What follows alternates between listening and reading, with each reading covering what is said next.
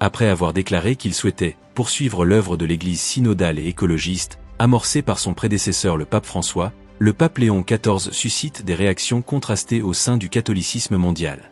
Le 28 mai, dans une lettre pastorale percutante, l'évêque émérite nord-américain Joseph Strickland adresse une mise en garde solennelle. Selon lui, ce « chemin synodal » tant promu n'est pas un sentier de renouveau, mais une voie de rupture avec la foi apostolique transmise depuis les apôtres.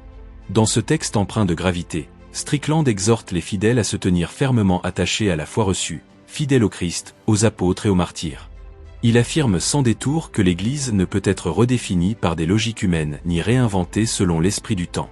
L'Église n'est pas à nous de la réinventer, écrit-il. Elle est le corps mystique du Christ, fondé sur le roc de pierre, guidé par les successeurs des apôtres et sanctifié par le Saint-Esprit. Strickland dénonce une tentative de dilution de l'autorité pétrinienne et de démocratisation de la structure ecclésiale, où le rôle doctrinal du pape serait fragilisé au profit de comités, d'assemblées ou de laïcs. Pour lui, cette approche ne constitue pas une réforme fidèle, mais bien une fracture, un abandon de l'ordre voulu par le Christ. Il cite l'Évangile selon saint Matthieu, « Tu es pierre, et sur cette pierre je bâtirai mon Église », pour rappeler l'enracinement divin du ministère pétrinien. L'évêque émérite exprime son inquiétude face à ce qu'il perçoit comme une perte de clarté doctrinale, remplacée par un flou consensuel. Elle introduit la confusion au lieu de la clarté, le sentiment démocratique au lieu de l'autorité divine, et le compromis au lieu de la fidélité, écrit-il, alarmé.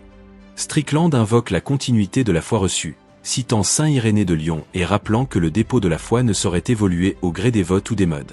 L'Église, insiste-t-il, ne peut contredire son propre enseignement sans trahir sa mission. Il appelle les catholiques à rester fermes, à l'image des martyrs qui ont versé leur sang-nom pour une Église sujette aux opinions changeantes, mais pour une Église d'une seule foi, d'une seule voix, d'un seul baptême. Pour lui, les martyrs sont une bannière, un rappel vivant de la fidélité indéfectible que requiert l'appartenance au Christ. L'évêque affirme prier pour le pape et l'aimer, mais il déclare également « Nous suivons le Christ ». Et si le Saint-Siège promeut une voie qui, selon lui, s'écarte de la foi des apôtres, la seule réponse valable est une fidélité sans compromis. Reprenant les mots de saint Pierre devant le Sanhédrin, il faut obéir à Dieu plutôt qu'aux hommes. Strickland exhorte les fidèles à ne pas fléchir. Il les appelle à demeurer avec les saints, à tenir leurs lampes allumées comme les vierges sages, dans l'attente de l'époux. Restons fermes dans la foi de nos pères, inchangés, immuables et toujours vrais, conclut-il, plaçant ainsi sa voix dans la lignée des gardiens de la tradition. Cette lettre s'inscrit dans un climat ecclésial marqué par des tensions croissantes entre les promoteurs d'un aggiornamento synodal, souhaité par le pape François et désormais qui semble faire partie de l'agenda du pape Léon XIV, et les tenants d'une ecclésiologie plus classique, fondée sur la hiérarchie sacrée et la stabilité doctrinale. Si bien qu'il est pour le moment évêque émérite, l'intervention de Strickland arrive dans un contexte où il a été suspendu de sa charge épiscopale par le pape François après une série de critiques répétées envers lui pour la même raison. Cet évêque qui ne mâche pas les mots devant n'importe qui transgresse la vérité doctrinale considère que cette orientation pastorale synodale affaiblit l'autorité pétrinienne, introduit la confusion doctrinale, et expose l'Église à une dérive démocratique contraire à sa nature divine. Dans sa lettre, il rappelle que l'Église, corps mystique du Christ, n'est pas une institution que l'on peut remodeler à l'aune des opinions contemporaines. Il dénonce vigoureusement la tendance actuelle à redéfinir la hiérarchie ecclésiale, et s'alarme du glissement vers une gouvernance plus horizontale, confiée à des assemblées, conférences ou comités laïques. Selon lui, il ne s'agit pas d'un renouveau, mais d'une altération du dépôt de la foi. Reprenant les paroles du Christ à Pierre, il insiste sur la permanence du magistère. « Tu es Pierre, et sur cette pierre je bâtirai mon Église ». À travers une argumentation théologique nourrie, puisant dans l'Écriture et les pères de l'Église, il oppose à la logique synodale la fidélité inébranlable à l'enseignement reçu des apôtres. Il affirme que l'Église ne peut se contredire, et que ce qui fut condamné hier ne peut être proclamé vérité aujourd'hui. Citant saint Irénée de Lyon et évoquant le témoignage des martyrs, Strickland met en garde contre une foi qui serait tributaire du consensus plutôt que de la révélation.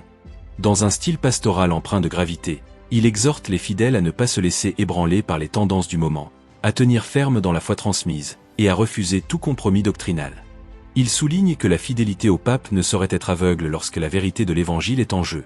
Nous prions pour le pape, nous aimons le pape mais nous suivons le Christ. Strickland rappelle l'attitude des premiers apôtres face aux autorités de leur temps. Il faut obéir à Dieu plutôt qu'aux hommes. Il conclut son message par un appel vibrant à la vigilance spirituelle, comparant les fidèles à des vierges sages qui veillent, leurs lampes allumées, dans l'attente de l'époux. Cette lettre intervient à un moment où l'Église, sous l'impulsion du pape Léon XIV, cherche à prolonger le chemin tracé par François, en promouvant l'écoute mutuelle, la coresponsabilité, et un engagement résolu pour la sauvegarde de la création.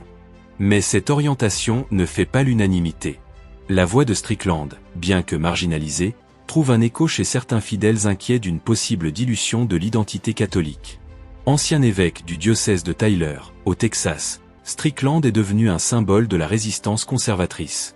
Sa destitution par le pape François en novembre 2023, à la suite d'enquêtes doctrinales et disciplinaires, avait suscité une vive polémique dans les milieux traditionalistes.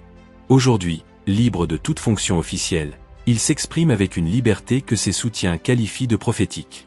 La publication de cette lettre constitue donc bien plus qu'un simple message pastoral. Elle s'inscrit dans une dynamique de contestation d'un PN important de la réforme ecclésiale actuelle. Elle révèle les tensions sous-jacentes au sein du catholicisme contemporain, entre fidélité à la tradition et ouverture au dialogue, entre autorité doctrinale et discernement communautaire. À travers cette prise de position, Strickland pose une question fondamentale. Quel est le véritable visage de la fidélité dans l'Église d'aujourd'hui ? Est-ce l'adhésion aux orientations synodales voulues par le successeur de Pierre, ou bien la défense d'un héritage doctrinal perçu comme immuable ?